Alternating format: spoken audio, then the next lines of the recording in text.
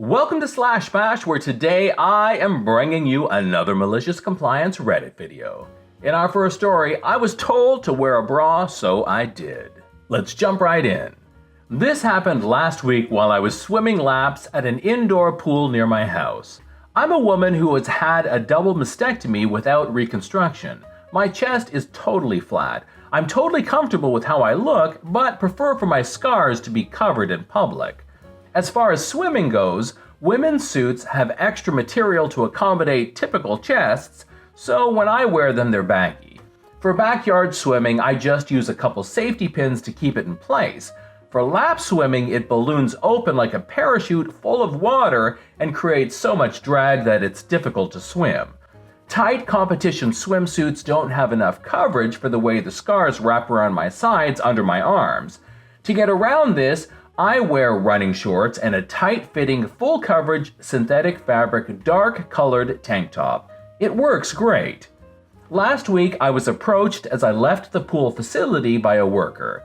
He said that they had received a complaint that a woman in the pool was wearing a shirt, which is allowed, but no sports bra underneath. He then said their policy requires women who are not in swimsuits to have sports bras under their shirt. He told me that the policy started when they had a problem where a woman would come in to swim and only wear a thin white t-shirt and no bra in the pool during family swim hours. I explained politely that I've had a double mastectomy and do not need a bra. I said that swimsuits don't fit me and my top is very dark and not see-through. Plus, even if it was see-through, all anyone would see are scars. He said he understood and felt bad, but the management requires that the dress code be followed. I explained how I was much more covered up than anyone else in the pool, and in fact was wearing exactly what he was, minus the whistle. He was in shorts and a tank top. There were guys in there with just tight-fitting swim bottoms on and women in bikinis. I looked Amish next to them. He again said he was sorry, but couldn't make an exception to the rules. I asked for the rules in writing, and he gave me a printout which did say what he was telling me. This brings us to yesterday. I dug a sports bra out of a bin of old clothes and brought it with me. I wore the same shorts and top otherwise. When I got in the water, I put the band of the bra around my head with the straps sticking up like bunny ears. People in the other lanes got a kick out of it once I explained what I was doing. I started warming up with my kickboard, thinking the guy would come over and we would sort this nonsense out. Well, a lady in business clothes comes over and tells me I need to take the bra off my head. I would like to say here that this was an adult lap swim. There were no kids in the pool area. I explained it all to her and said I was following the rule to the letter. I was wearing a bra, which is all that is required. We went back and forth, with her saying, I knew it had to be worn normally. I said I couldn't wear it the way others do because I don't have anything to fill it, and it would ride up to my chin while swimming without anything to hold it in place. She said I could use skin-safe glue. Yeah, no, I'm not going to glue unnecessary garments to my body, and I told her as much. I finally said that unless she could state the rule I was breaking, that I would like to continue with my workout so I could get home to my kids and let the babysitter go home. She walked away. I swam for an hour with that bra perched on my head, lots of readjusting it, and once retrieving it from the bottom of the pool. Then I showered and went home. This morning, I checked my email, which is linked to my membership at the Aquatic Center, to find a message from her.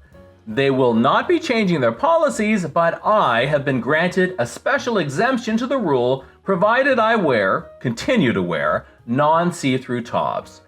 I wish they would have just gotten rid of the silly bra rule, but I'll take this, and if I ever see another woman struggling with their swimsuit over a flat chest, I'll let them know they can wear something more comfortable.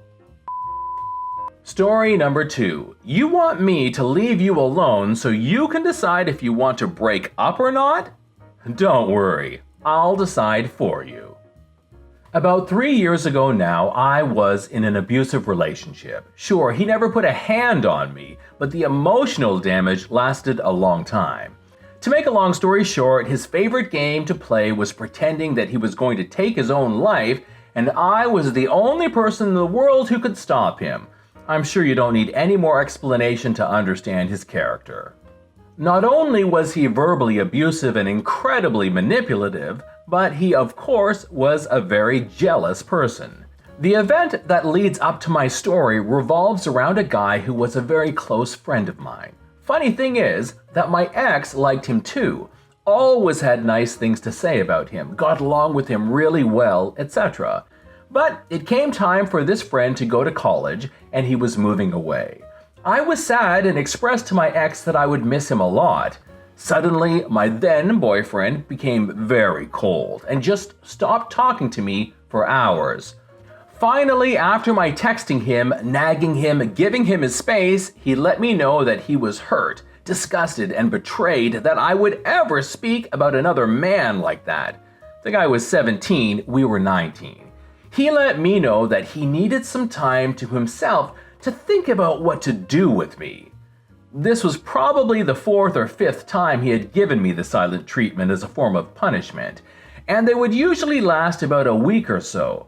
I would beg and beg and beg for him to talk to me, and finally he would grace me with his attention and let me know that I was blessed with his forgiveness for my cruelty. Laugh my butt off. So I sat and waited, anxious and unable to sleep because I was terrified that he would threaten to take his own life again. Then, maybe 3 or 4 days later, something inside of me broke. I realized how peaceful things were for me when I wasn't talking to him. All of a sudden, my rose-tinted glasses came off and I realized that I had lost attraction to him a long time ago, and I was only with him out of fear. He was physically and mentally revolting. So I decided what I was going to do with him. Sure, I could have just blocked him, and maybe nowadays I would have. But at the time, this guy caused me so much emotional distress, and I wanted to make sure I rubbed it in. Decided to just stay silent, like he wanted me to, and finally, about 3 days after I made my decision, he texted me, "So, where are we?" I let him know that we were done. I have never ever seen him backtrack so hard. He blew up my phone with texts and phone calls, saying how sorry he was for ignoring me. Then he tried to say it was my fault and that he was actually giving me space because he thought I was mad at him. All I said was that I was done trying to be in a relationship with someone who refused to talk to me about problems and expected me to be responsible for their life. Then I blocked him. He tracked down every account I had on every social media, sending me these long paragraphs about how sorry he was, and he got blocked on those too. Yeah, I'm sure he was very sorry once he realized that he lost his favorite punching bag. This is where he surprised me. He was so caught up in his good guy, tough guy facade, I never thought he would try to involve other people. He went to our mutual friends and eventually drove them all away by begging them to make me talk to him or asking them to send me his long paragraphs. They read his letters to me and began to realize how horrible and manipulative he was, and soon they cut him off too. He showed his true colors to everyone shortly after and revealed himself as the abuser he always had been, but that's a different story for another day. Remember, folks, communication is key. Edit, thank you so much for the words of kindness. This individual hurt me very deeply and severely affected my ability to trust in relationships. But slowly and surely, I have allowed myself to grow and heal and become someone that would for sure whoop his sorry butt if he ever came near me again. This is John from /bash. Thanks for watching. If you've enjoyed the video and want to be the first to know when the next one drops, then subscribe.